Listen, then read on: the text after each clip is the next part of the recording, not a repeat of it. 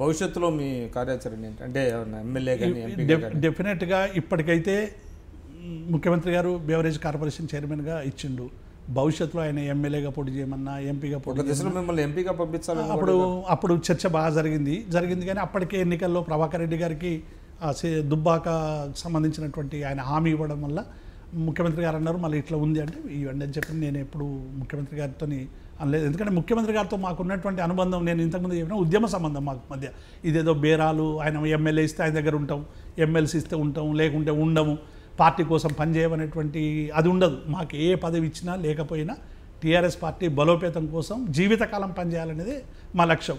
TRS party లక్ష్యం కూడా అంతే. మా ఒక పార్టీ కోసం నాయకుని కోసం ఏ మేరకైనా పనిచేయడానికి కూడా సిద్ధంగా ఉంటుంది తప్ప రాజీ పడేటువంటి ప్రసక్తి. అట్లాగే రెండవది కూడా ఇంతకాలం ఉద్యోగ సంఘాల్లో పనిచేసినాం, కార్మికుల కోసం పనిచేసినాం. కార్మికుల సమస్యలు, ఉద్యోగుల సమస్యలు ఎప్పటికప్పుడు ప్రభుత్వ దృష్టికి తెచ్చి ఆ సమస్య పరిష్కారం కోసం కూడా నిరంతరం పనిచేయడం. అంటే ప్రభుత్వం దగ్గరికి ఎటువంటి సమస్యలైనా తీసుకుపోయి ప్రభుత్వం ముందు పెట్టడం, ఈ సమస్యల పరిష్కారం కోసం పనిచేయడం అనేటువంటిది రెండు లక్ష్యాలని నిరంతరంగా మేము ముందు పెట్టుకుంటాం. మా ముఖ్యమంత్రి గారు కూడా కోరుకునేది అది. విభిన్న రంగాల్లో మీరు పనిచేసిన ఆ రంగానికి సంబంధించిన విషయాలు మాతో ఎప్పుడు రెగ్యులర్గా సంప్రదిస్తున్నాడు ముఖ్యమంత్రి. జోన్ల విషయంలో కావచ్చు, కాంట్రిబ్యూటరీ పెన్షన్ విషయంలో కావచ్చు, పీఆర్సీ విషయంలో కావచ్చు, ఏ సమస్యలు వచ్చినా మా అందరితో సంప్రదించిన తర్వాతనే ముఖ్యమంత్రి గారు ప్రకటిస్తారు. చాలామంది బయట ఏమో అనుకుంటారు, ముఖ్యమంత్రి గారు ప్రతి విషయాన్ని వింటారు. డెఫినెట్గా మేము చెప్పిన ప్రతి విషయం వింటాడు.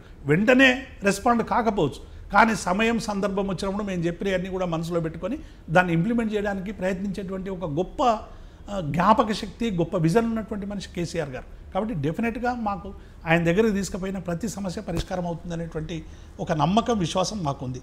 ఆయన రాజకీయంగా మేము ఇవాళ ఇక్కడ ఉన్నాం, రేపు ఆయన ఎమ్మెల్సీగా ఇచ్చినా డెఫినెట్గా ఒక మంచి అవకాశాలు వస్తాయని కోరుకునేటువంటి వ్యక్తులు మేము ఒకరం.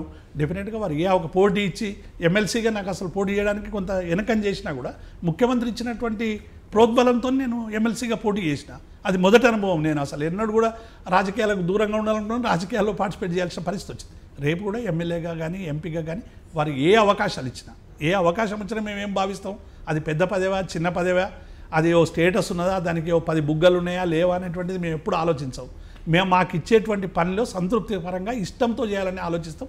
అది మా ముఖ్యమంత్రి గారికి పేరు తెచ్చేటువంటి, వ్యవస్థలకు పేరు తెచ్చేటువంటి, ఎక్కడా కూడా పలానా నాయకుడు వీడు మారిపోయిండు పదవి వచ్చిన తర్వాత అనేటువంటి పేరు తెచ్చుకోకుండా అదే పేరును నిలబెట్టుకునేటువంటి ప్రయత్నం చేస్తాం.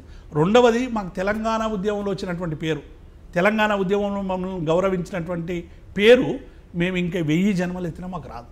ఎందుకంటే అది ఒక చారిత్రక సందర్భం, అది ఒక నిర్బంధాన్ని దాన్ని కాపాడుకోవడమే మా మీద సవాల్ తప్ప మేము ఈ పదవులలో ఇంకా ఏదో గొప్పగా చేసి పేరు సంపాదిస్తామనేటువంటి అదైతే లేదు. ఆ పదవిని, ఆ పేరును నిలబెట్టుకోవడానికి ఎవరైనా తెలంగాణ ప్రజలు వస్తే మాట్లాడి వాళ్ళ సమస్యలు పరిష్కారం చేసి వాళ్ళు వస్తే కూర్చుని పెట్టి ఇన్ని నీళ్ళు ఇచ్చి ఇంత ఛాయ్ ఇచ్చి వాళ్ళని గౌరవిస్తే మీకు అదే గొప్ప.